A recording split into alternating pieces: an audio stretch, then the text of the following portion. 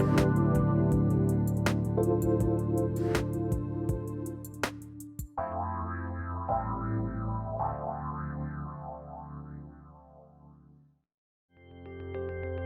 Truth is Funny, Shift Happens, with monthly guest host Karen Betten. Get ready to toss your limitations and shift into a space of authentic, limitless living. Karen is a holistic nurse practitioner, plant essence alchemist, and movement medicine educator, bringing you passionate conversations that will ignite your potential to create expansive change in any and every facet of your life. Are you ready? Here's Karen.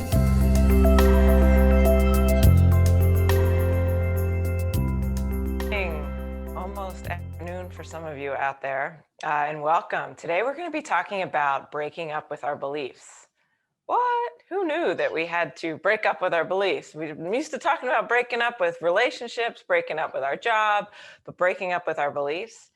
I'm really excited. Our guest today, her name is Tracey Clark, and she has a litany of titles. She's done everything under the sun, but in my world, she is a phenomenal teacher. So I'm going to first and foremost say I'm thrilled to have her here, and as an audience, you should all be really excited. You're going to learn some stuff in a way that she has an incredible skill in transferring information in a way that you can receive it, embody it, and really put it to practice in your life. So let's move on. Tracey, are there any titles you want to share that highlight the incredible background that you have? Which I also love that she started off as a dancer. That's a part that I love, right? Like you were in dancing. You really weren't in, what most of us consider to be the healing arts, which it really is. I've come to see it as the healing arts too. Everything is healing, but and transitioned in. So tell us. Yeah, I think you use such great vocabulary there, Karen, because it truly is a segue from the healing of art of dance into the healing arts, as we call it. So yes, I came into this work about 15 years ago from a career in professional dance. And I think like so many people, I was on a search for answers to my own healing, physically, mentally, emotionally, and it drove me on a journey that's been so rewarding. And I've been teaching since 2009 with the Body Talk Association. I've also completed my manual osteopathic degree. I've been had the honor actually of completing a PhD in Doctorate and Integrative Medicine. And so it's been a long journey, and I certainly continue to learn every day, whether it's structured learning or just literally through living as an observer and working with the clients that I get to work with and the students that I get to teach. And so it's a wonderful path to be on. I love that you're learning every day, right? And so many of us think, oh, we're a teacher and we don't need to learn anymore. And I was actually just telling Tracey about how I often listen to lectures I've gone to of hers when I'm driving in the car, because I've learned that the more I visit a concept, particularly from multiple explanations, the deeper I get it. And I get it in a way that's hard to articulate, how it feels. Oh, you've heard that sentence 12 times. And then one day I go, oh, now I really get it. And how funny that I thought I got it before. Absolutely. So tell us, beliefs. What are they? Why are they important? Why would I want to break up with my beliefs? Like, how else do I? Come on, I just still breaking up with my boyfriends from high school.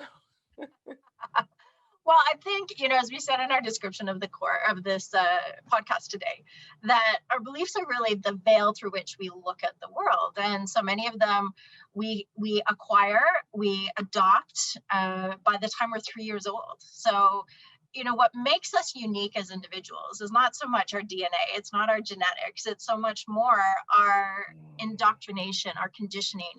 And in integrative medicine, we look at a causation model that really embraces the impact of perception, which we often refer to as consciousness, and how perception is influenced by the things we're conditioned to experience in our life through the beliefs of our parents, the things that we learn when we're very young. And, it sets us really on a journey to influence how and what we observe in the world. Rather, it's our perception of ourself, it's our perception of our experiences in life. And, quantum physics tells us again and again that it's not so much just that we observe something that influences what we observe, but rather how we observe something. And what influences how we observe something? Our beliefs. So perception could also be described as how you see something. Do you think that's Exactly? accurate? Yes, Yeah. yes, yes. And So like, oftentimes we talk about that in terms of the word consciousness. You know, the fact that we have the capacity to perceive is what we often refer to as consciousness. But that's a really tricky terminology, I feel, to understand, well, what does it mean to be conscious? And yeah. literally it takes us back to the capacity to observe or capacity to perceive a self and a world.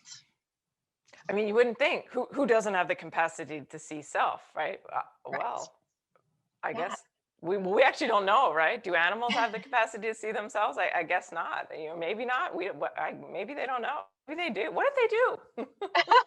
Well, I think, you know, it's such great questions, and we're coming through our own beliefs to find an answer. And one of the reasons I think working with beliefs is such an important area of self-transformation or evolution is because so many of them, as I said, we've acquired when we're very young. And we've acquired out of a need to stay safe in the world. And for you know, an infant, a 2-year-old, a 3-year-old, those beliefs serve a purpose of safety and teaching us how to navigate through the world, and literally are driven by survival. But let's say 30, 40 years later, we're still working with a belief that has now become limiting. It has now prevented us from seeing the whole perspective of what's available, or different ways to experience our daily life, and to experience our self, and to experience responses to activities Right. or experiences in life.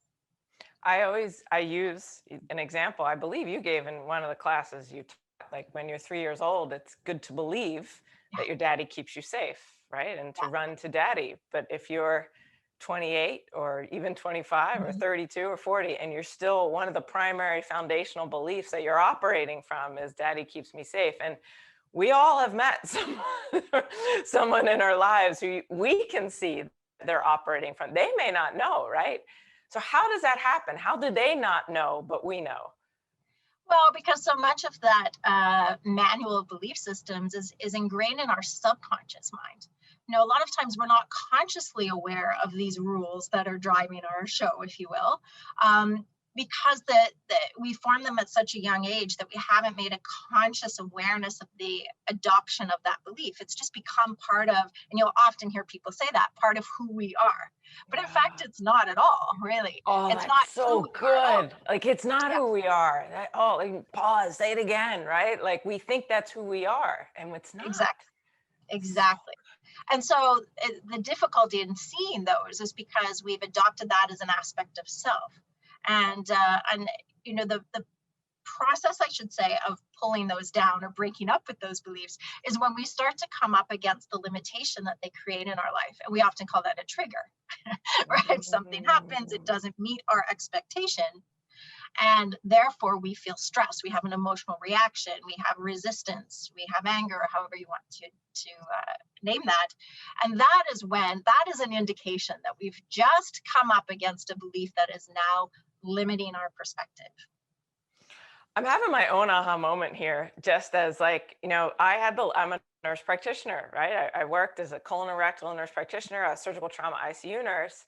And I am really having an aha moment that I've spent the last 10, 12 years as I've moved into integrative medicine, breaking up with that belief that that's what I am. Whoa, I've never even quite put that together. And my attachment to it, right? Like believing that that gave me worth and value, but at the same time, some of the concepts and practices that I engage in do not at all align with, you know, traditional medicine, and being scared to put that out to the world, that I am, you know, practicing something that may be in conflict with a label that I hold to be honorable and valuable and have worth. Yeah, I think you put it really beautifully there, because you said I am practicing something. So, you know, a lot of times where we end up with a lot of stress, especially as we move on from a career, for example, is we identify with the role of that as who we are. And so there's a huge grief process, and oftentimes identity crisis that happens when we leave a role, when we've identified with the role. Whereas if we can look at an experience like that and say, I am not a nurse practitioner, but that is something I experienced, that is something I did, right? That's not who I am, but that is an experience I've had in my life. It's like creates a little space in between Exactly. the two, and in that space, maybe a little wind can blow. Yeah, and it gives you a space to experience something else as well, right? And I think that's such a key component when we're talking about beliefs, is really the things that we identify with and the stress that happens when a belief is conflicted. So, we always say in my household anyway, is that expectation is the mother of all disappointment, right? If you look at any stress in your life, it really comes from having an expectation, a lot of times subconsciously, based on these beliefs, that is not met. And therefore, the resistance of that cognitive dissonance between what we expected to happen based on our rules that we've accumulated through our life and what actually happened.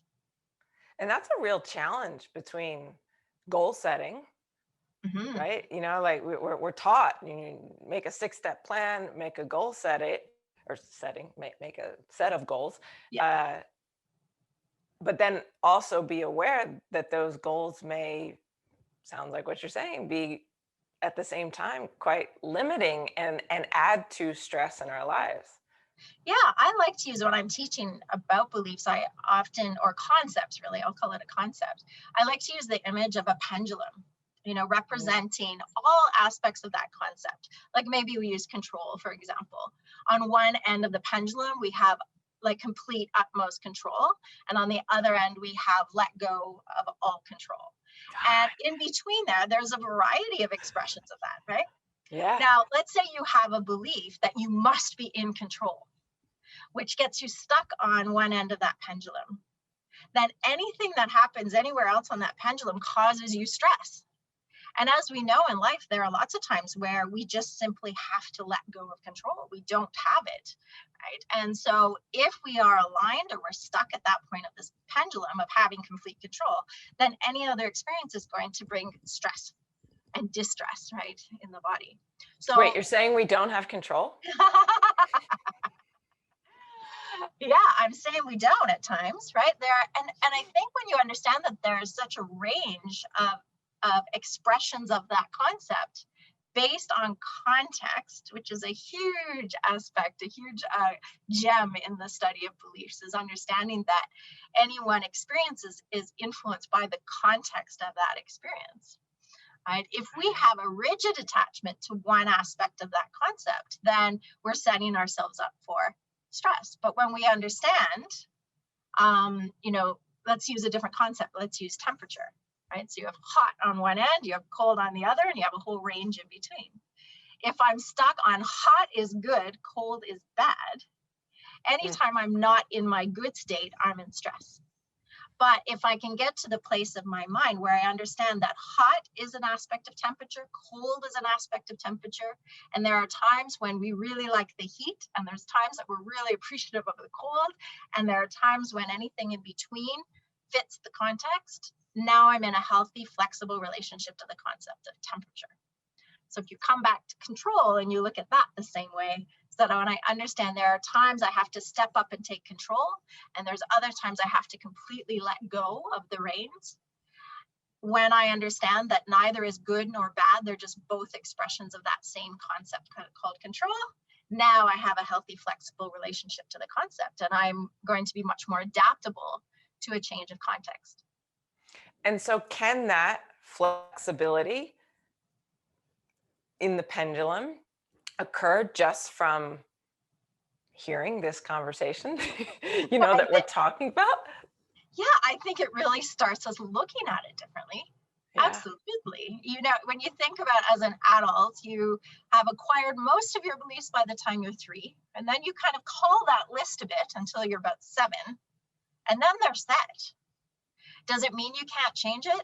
Absolutely not. You can go, as we go through life, we start to observe where we get stuck on things. We can start to do a little work to identify what's that belief under the surface.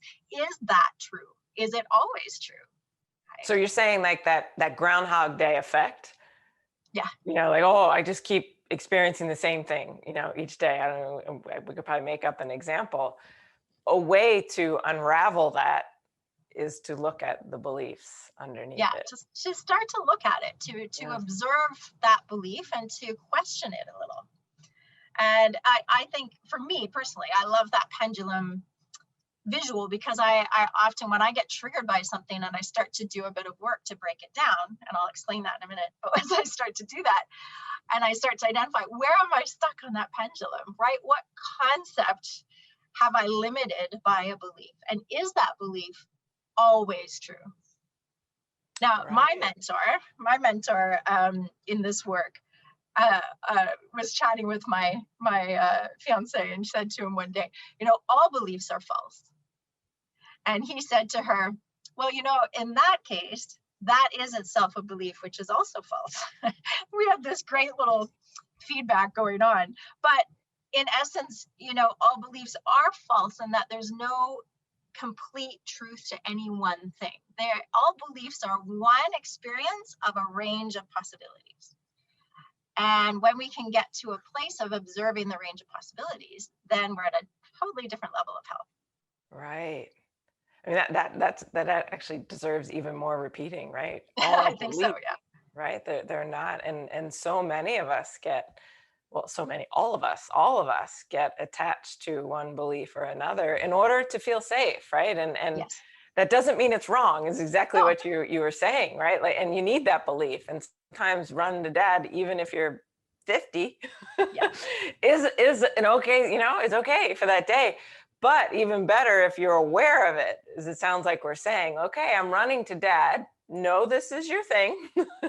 Let's go run to dad. No, it's our thing. And invite in this possibility that other things may arise that will be equally, if not more, powerful, but maybe even things that we don't know, right? Absolutely. Which goes back to that whole idea from nurse practitioner to integrative medicine practitioner, energy medicine, that my peers didn't understand this and didn't respect this work to be valuable. And it was, it requires education. It requires, feeling unsafe for a while. They may not agree with me. They may think I'm crazy, and am I okay with that? Whoa. Yeah, I think education is the key concept right there. Yeah. And here we are. Okay.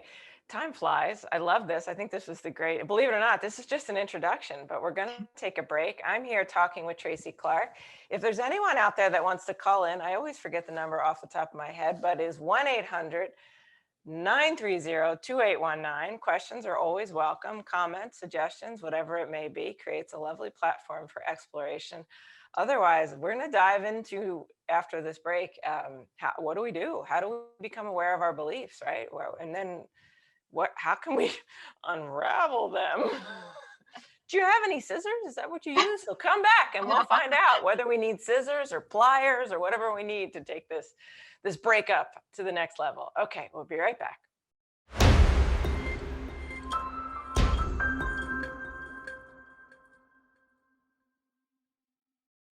Welcome back. We are here on The Truth is Funny, and I have my guest today is Tracey Clark. And Tracey, this would be a great time to share how people can get in contact with you to get into the opportunity of learning from you as an incredible instructor. I believe do you work with clients one-on-one too? I do, yeah. My practice is remote. I work with clients all over the world. It's a bit full at the moment, but I'm always I always have a waiting list. So yes, I do have contact information on my website, which is quantumphysician.com. And my email address is thequantumphysician@gmail.com. Love it. Great. So there you go. Reach out. So we were diving into these ideas about beliefs and how they can limit our lives, but really, making it clear that many of these beliefs, particularly, maybe you would agree, the most limiting ones tend to be under our awareness. We're not, maybe our friends can see them, maybe our family can see them, but maybe we can't see them, or maybe nobody knows they're there, right? Because there tends to be even family themes that no one knows about.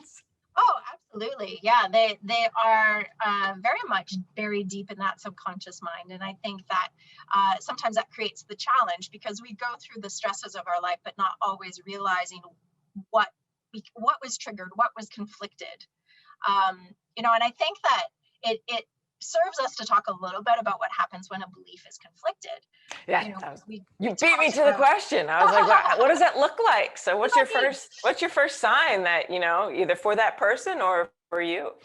Well, I think, we mentioned before the break that the reason that we form beliefs in the first place is to keep ourselves safe, to help us to navigate through the world in those early years of life when we're really laying down our rule book. We're laying down the rules that are useful for survival, because we're really being driven by survival at that point.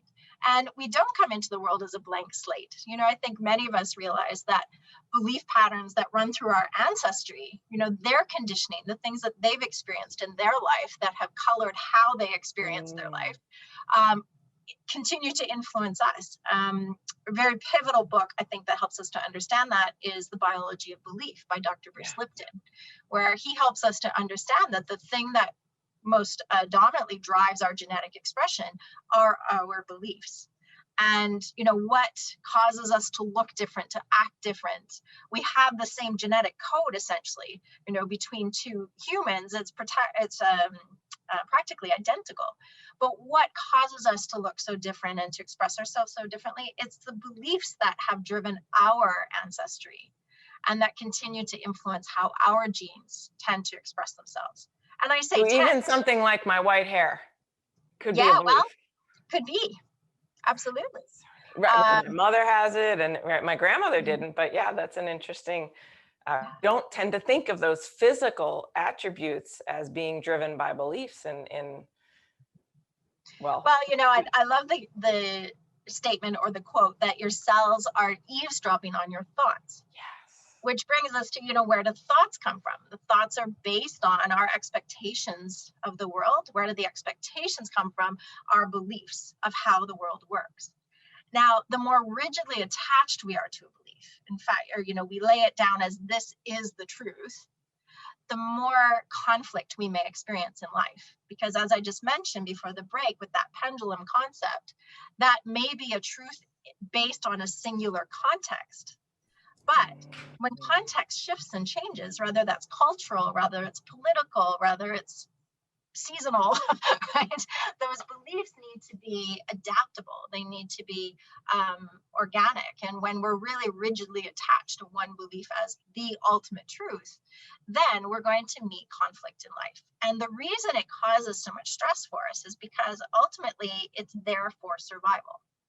So if our belief is conflicted, we go into a fear state, whether we realize it or not. And fear elicits anger often. So that stress response that we have, the agitation that we get, the irritation we get when something doesn't unfold in the way that we expect it is ultimately coming from a fear response. Now, we're not consciously aware of that. We're often more consciously aware of the emotional conflict, or we call it trigger, right? That happens. Why were we triggered? Because we expected one thing based on the rules that we've acquired in our rule book, and something else happened. Now, Chinese medicine, I think, gives such a brilliant definition of health, because they say that health is the ability of an organism to adapt to challenge. So adaptability truly is the definition of health, whether that's mental, emotional, physical, spiritual, combination of all of it. And what is stress? It's the inability to adapt. Something different happened than what we expected. And if we can open our mind to, let's explore this possibility, we're in a state of health. When we come up with rigidity to that, because that's not how it's supposed to work, we go into a mental, emotional stress state. And then we don't really have access to our creative thinking, right? Exactly. I mean, we tend to then just recirculate those same thoughts, which many of us, right? You can experience that in any given day. Like, okay, enough with that thought. There's lots of common themes, right? One of them, you're not enough. I think every woman in some way feels that that's an underlying theme that create some stress in their daily life, and the experience I isn't venture to say that we all feel that at some level, you know, male or female. Yeah. And depending on how attached you are to it, if we're applying this to daily life, right? And if whatever, the radio show, for example, didn't work out, or we had some chaotic, connection or something, how I interpret that experience has everything to do with my beliefs. Correct? Yes. So if I am attached to, and don't even know I'm attached to this idea that I'm not enough, I'll believe it's something that, reflects that. Whereas if I'm someone who's, sometimes feels that way, but sometimes feels, very adequate, very connected, very like, okay, well, that went the way it worked. What can I do next? Right. And I think most of us are trying to get to that, what can I do next? So here you are, you're in a stress moment, you're having a full out response. We've been disconnected, right? Our line goes down, there's no connection, our radio show is gone. What do you do? What do you do? Well, I think there's a bunch of questions there, right? It really comes from what state of mind are you in? What is getting triggered in you? And you bring up a really good point about, where I would say your expectations of self, right? So when you said, I'm not good enough, if that is a driving belief for me and something doesn't work out, I'm going to immediately blame self, right? Immediately, because my underlying belief is that it's because I'm not good enough. Whereas if I have higher expectations of the outer world, right? So let's say it's me and I have expectations that you should have known better, Karen. Now I'm in a blame state. So the nature of the belief is an interesting one because it does tend to influence, where does your stress go? Do you have higher expectations of self, or do you put the expectations on others? That's going to color it a profound division. I mean, it's so like, it's a very simple starting place. Where am I directing my blame? Absolutely. Or if you're in a healthier relationship to that, and we lose our connection, we go into problem solving mode. Okay, well, what do I need to do to get back in line, right? Instead of that stress response, I go, okay, wait a minute, I'm going to reboot my internet. The audience is going to have to wait for about 5 minutes, but we'll be back in a moment, right? So I think it what really they mean by where reaction. Are you stuck on there? Yeah, like when you're in reaction, right, you don't have access to the next step.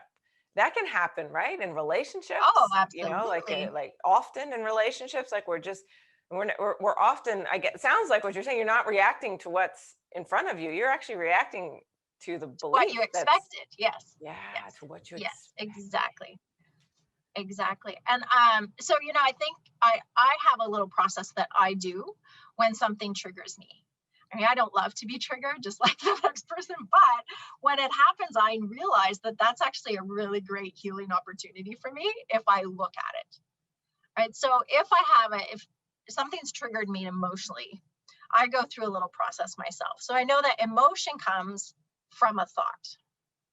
Right. So I thought something, it created an emotion. So the first thing I do is identify the emotion. All right. What emotion am I feeling right now? And sometimes that's easy and sometimes it's not. Right. Sometimes I have to really sit with that. Okay. Yeah. What is this emotion? Like, feels like it's all of them. I'm angry. I'm sad. I'm mad. I'm crazy. I might even be happy. I'm not sure. Right. Like, I mean, when you're. Exactly. So I just spent a little bit going, all right, what was that emotion? And then once I can get that, I ask myself, okay, what was I thinking that created the emotion? What thought did I have that created that emotional reaction? Right? Rather it was, oh my gosh, Karen should know better, right? Or, oh my gosh, I'm not good enough. Oh my gosh, they're going to reject me, right? Whatever that thought was, I look at what that thought was. And sometimes that comes quickly and sometimes it takes me a little, like I have to just put it out into the universe and let it go until I have an aha moment. When I get to the thought, then I go, what would I have to believe in order to have that thought? What would I have to believe in order to have that thought? That makes me want to lie down and take a nap. Which is sometimes the best state to be in, to take a nap. Get your conscious mind out of the way. Right? But that little process of reverse engineering helps us to identify where was I stuck on the pendulum in that moment. Yeah. And you can, So, right, and I love what you're saying. Like sometimes it takes days. I would yeah. even, right, would you say sometimes even weeks? And it may, some of the answers, like if you even write down the questions, give us the three. Was it three? How many? So yeah, what's the emotion? What's the emotion?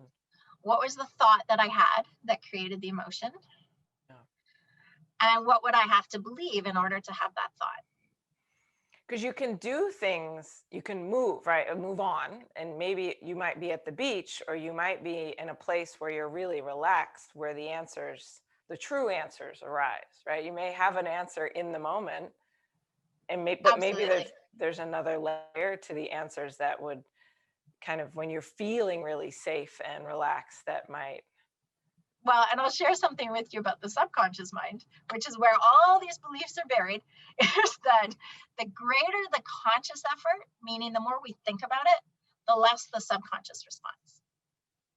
So if we want to get something from the subconscious, we oftentimes need to go quiet, which is why meditation is so useful for us, right? Or getting into what we call the alpha brainwave state, which is that just waking up state, or the very quiet state when we're lying in a beach or lying in a bathtub, or we're just going into a little bit more of a meditative state. That's where these things pop up. That's where these aha moments appear, because we've taken the conscious brain out of the effort and let it go. Mind, right? So you've taken the conscious mind, out of the equation. Exactly. In our intellectual world, where we use our mind to resolve everything under the sun, you are daring to say, let's get that mind out of the way from time to time. We're not saying it's bad. We're not saying we don't like the mind, but we're saying when it kind of floats away a little bit or integrates with the other parts, we get to have a conversation, should you say, or an awareness or a connection. An awareness, or insight, really. I think that there's such a power in asking a question of the subconscious and then letting it go. But a lot of times we don't pose the question either. So that's where I think this process of starting to question what was the emotion, what was the thought, what would I have to believe, is posing the question and then wait for the answer. It may come immediately, it may come in 3 days, it may come in 3 weeks. But you could write the first step is ask that question. When you're having, or if you've had a reaction, whether it's with a relationship, I think, they tend, right? Would you say that where do we tend to have the most conflict is people that are closest to us, like family, or a relationship, a loved one, that someone we're in an intimate relationship with. Why is that? Why do they bring up? Well, I think that's a whole other podcast, Karen. But it's true. I think we earn our stripes in our relationships because the people who are most intimately in our life are the strongest mirrors to us, right? The way we see those people is through our beliefs. So what we're looking at when we look at each other is we're really looking at ourselves. We're looking at our perception. Like we feel comfortable with them so that we're really ourselves, right? We may let our guard down a little bit. And then you start to kind of stir. I don't know if this applies, it's just coming to you now, but you start to stir in the truth of yourself and get the opportunity to see aspects that are ready to be broken up with. Exactly. And I think, when we talk about relationship, we even want to remember that the people that come into our life, rather they're, students for me or fellow instructors, or for you, same students or clients, or, you're not just your intimate relationship, but a lot of times those people can be great teachers for us because they push our buttons. And how do they push them? Because they mirror them back to us. And that's an incredible opportunity to observe, what am I stuck on there? What do I need to look at in me? All right. Well, it is time for yet another break. And we're going to come back. We're here with Tracey Clark. The number to call if you are interested in joining us is 800-930-2819. One day I'm going to memorize that. And we're talking here about breaking up with the beliefs, and we're going to get more into, I would say, even how this serves us, in breaking up with the beliefs. What do we start to experience? What starts to happen? Just maybe with a little bit more detail. So looking forward to coming back. We'll be right back on The Truth is Funny.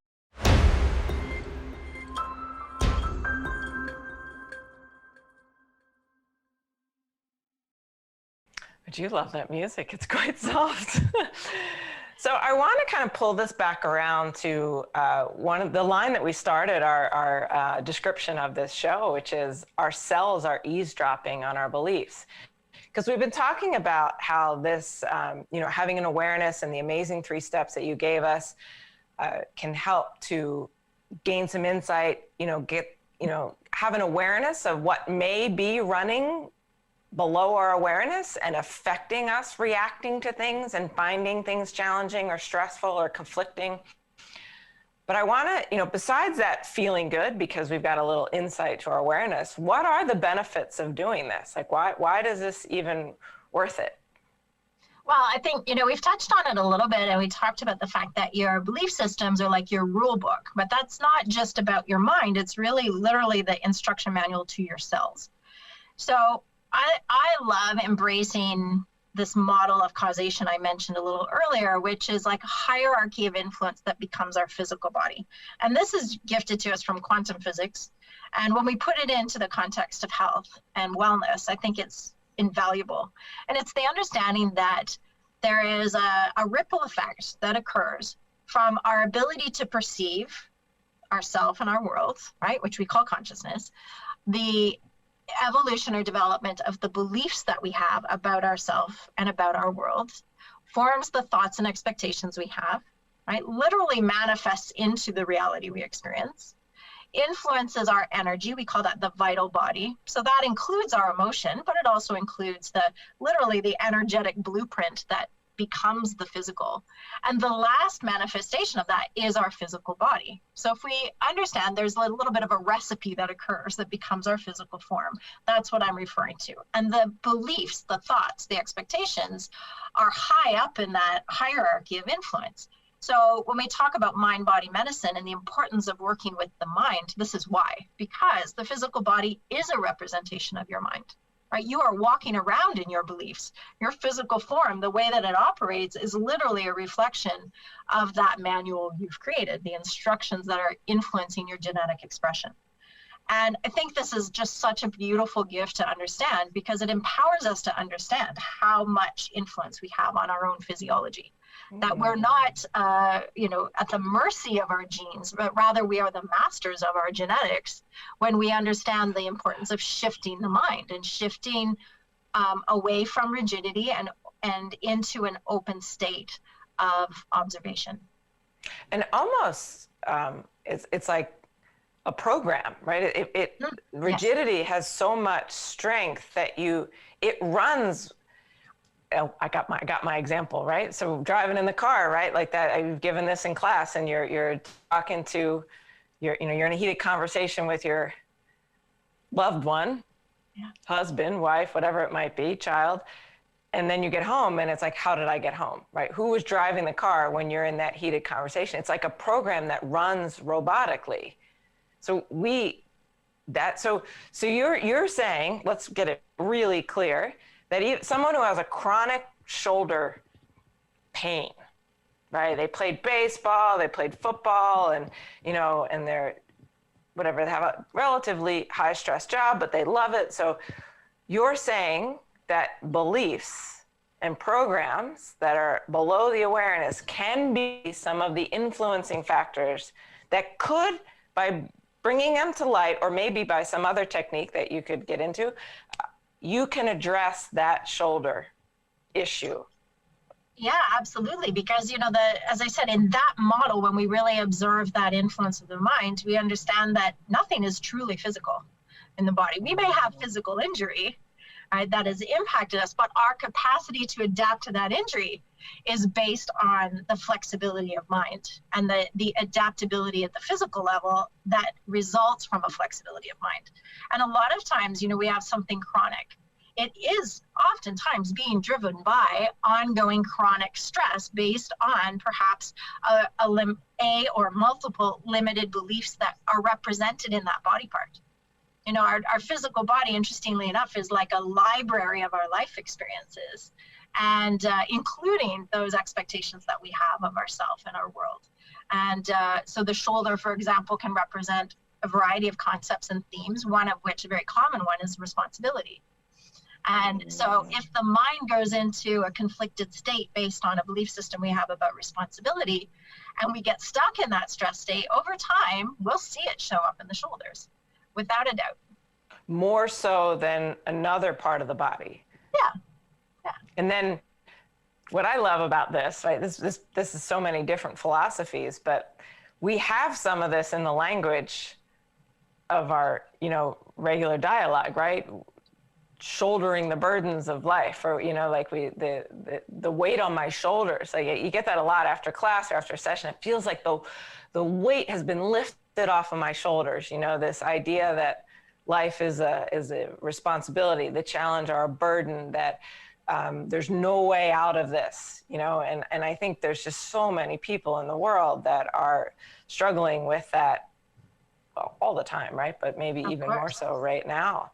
And then going through that 3-step process, how do you interact with these concepts? I love it when a client says to me, they've been working with me for a little while, and they'll come for a session, they'll say, oh, I woke up with the sore neck, and I ask myself, what does that mean? Instead of assuming they slept funny or it was a cold draft, and they start looking at, what does that represent? What does the neck representing? I love that, because we're starting to open our mind to the fact that it's not the last thing that happened to us that naturally created a pain or a symptom. It is a much bigger picture. And perhaps years in the making, of course, of these early beliefs and how they get triggered or conflicted in our daily experience.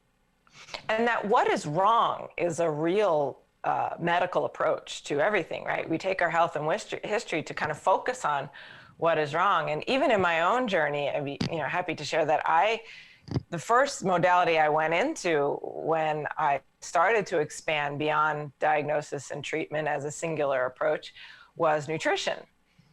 But to your point, I ended up, my first question was, well, what did I eat, right? Like, you got a pain in your neck, you got a this or that. It was, what did I eat? I got a cold, what did I eat yesterday? And it became this sort of like, I was taking the same framework and just applying it to food. And I think even in alternative medicine, many practitioners, many modalities become filled with that, right? Like that one approach, like it must have been something I ate. And I always joke with people, like I go on and off coffee so much that if I'm on coffee, whatever's happening to me, I'm like, it's gotta be because I'm drinking the coffee. I go for the thing that I find the most pleasure in, and I'm like, that's what it's gotta be. I think that's a great example, though, of getting stuck in a belief system. And even in a healthcare approach, we can be stuck in an expectation. It must have been the food. It must have been the environment, right? I always really tend to try to teach my clients and my students, and I try to be in that space myself, to open the mind to what multiple causative factors. There's no one thing that causes anything. That symptom that showed up today could be the result of every experience you've had in your life. And then something brought it to the surface today. So trying to go at it with the limited mindset of, and I would say a Cartesian mindset of it must be this one thing, is in itself a limiting belief. And it doesn't allow us to see the other possibilities. And if you don't mind, I want to go back to just that little concept of tracing or reverse engineering, because let's say you get to what that belief was. What did I have to believe in order to have that thought? And we come up with the belief, oh, it must be the coffee, right? Then, what do you do from that point? I always like the question myself, which is, well, what else is possible? Right? Is that the nothing, Tracy. I tell you, there's nothing else possible but coffee. Sorry. But I think that's a brilliant question in itself, right? Is because, let's use an easy one. Leaves are green. Well, are they always green? Right? What about this plant? What about in the fall? What about in the spring when you're clearing all the snow, because we live in the north? We see the leaves that were there all winter. Are they green? Right? When we start to question that, is that always the truth? Right. Are there any other possibilities? That's when the mind becomes a little more flexible, starting to look at things from different perspectives. You start to have a little fun with that. I think like one that sort of arrives is in my family is, are dandelions really weeds? You know, I mean, so many of us are trying to get rid of them, and there's so many advertisements about getting rid of your dandelions and make your lawn this amazing thing, but children are so attracted to dandelions, and yet there's all these nutritional properties about dandelions, and it is this interesting thing. I think it is important to remember that your beliefs are based on your past experience, right? What you have learned. You mentioned education earlier. And I think it's so important to not get into a state of looking at them as bad things, right? They have served their purpose. They were there for a reason. There were things that we've adopted because at the time they were useful. But they can be limiting to other experiences, just like when you referred to your colleagues in Western medicine who looked at this approach and did not see the validity in it. Why do they not see it? Because they've been conditioned to look at health in one way, right? It doesn't mean that their way is right and your way is wrong. It means that they are two different perspectives of working toward the same outcome. Mm-hmm. And so when we look at a belief from that perspective, it's one possibility in that range, in that pendulum. No one of them is right or wrong. They're all part of that same concept. And that expression is based in context. And so this could have an effect on, let's throw the medicine in there, right? Cardiovascular system. It can have an effect on your endocrine system. It can have an effect on your, your skin, on your, what else we got? The kidneys, on your nephrology. Every system of the body is like your cells are listening and they are responding to these reactionary patterns. And I'd say not only can it does. Yes. Right? It is affecting, because every time your chemistry changes based on a new neuropeptide produced in the brain because you've had an emotional experience, that changes your chemistry, which changes your physiology. Every thought you have creates a physiological response. You really have a lot of power. Sure do. You sure do. But, I love what Joe Dispenza teaches us. I'm sure many of your viewers have heard of Dr. Joe Dispenza, and he, in his book, Breaking the Habit of Being Yourself, he tells us that by the time we're 35, 95% of our day is habit. 90% of our day is simply habit. We've been doing it for years. We've been conditioned to experience these things in these ways, and we do it every day until we observe it and move on to change it. Rather it's the way you brush your teeth, rather it's where you sit on your kitchen table, or what mug you take out of your cupboard, or how you get dressed in the morning. Those things we're being driven by habit. And so many of our thoughts are simply habits. It makes me think of, and I forget whether it was a body talk class, your class, whatever it was, but one of the suggestion was after a session, it's great to move a piece of furniture in your house to just change the energy to kind of create you would probably describe it way better than me, but this reflection that you've undergone dramatic change, even though you were just lying on the table experiencing, or from a distance, like working with a client in another country, that it's possible to initiate dramatic change that will express itself over time, because so much of us is so programmed. Yes. And if you just move a piece of furniture, it may kind of create that little cue in your mind that, okay, things are different. And it may help respect that. And I always love that. Just, coming from medicine where surgery and pills was the only solution, and to have, working with clients and continuing to dive into what appears to be nothing, because we're just talking about beliefs, and it turns out to have this huge physiological response in the body. And what happens when you move that one thing, Karen, is you're looking at something differently. And that's literally what's happening in our health, right? When we have an aha moment, when something shifts, when the mind opens from this blinder to this, all of a sudden we look at things differently. And that's where that quantum leap of healing occurs. Well, that quantum leap, tell us again how to get in touch with you if anybody. Quantumphysician.com is my website, and thequantumphysician@gmail.com is my email address. Wonderful. I'm sure this will not be the last time we get to talk and explore different concepts. Tracey, thank you so much for taking this time. There will be a recording of this. It'll be on my website. It'll be on Transformation. I'm going to get to Tracey. She can have it on her website if she wants. And please ask any comments, email us any questions. We can dive in. If you have any things you'd like us to discuss, please share them with us. We'd be happy to. So to the community, thank you very much. To Tracey, thank you very much again. To Colette, who runs this show all the rest of the weeks of the month, thank you very much for giving us this platform. And to Transformation Talk Radio, thank you again. Till next month, we'll see you. Colette will be back next week at 8 a.m. Pacific time on Wednesday. Thank you for listening to The Truth is Funny, Shift Happens with Karen Betten.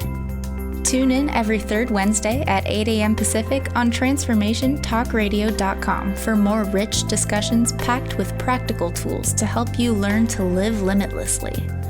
Are you looking for more? Visit KarenBetten.com to schedule a private session, join her weekly movement medicine class, and discover some amazing products you didn't know you wanted to try. Ever heard of chocolate meditation? That's KarenBetten.com. See you next time.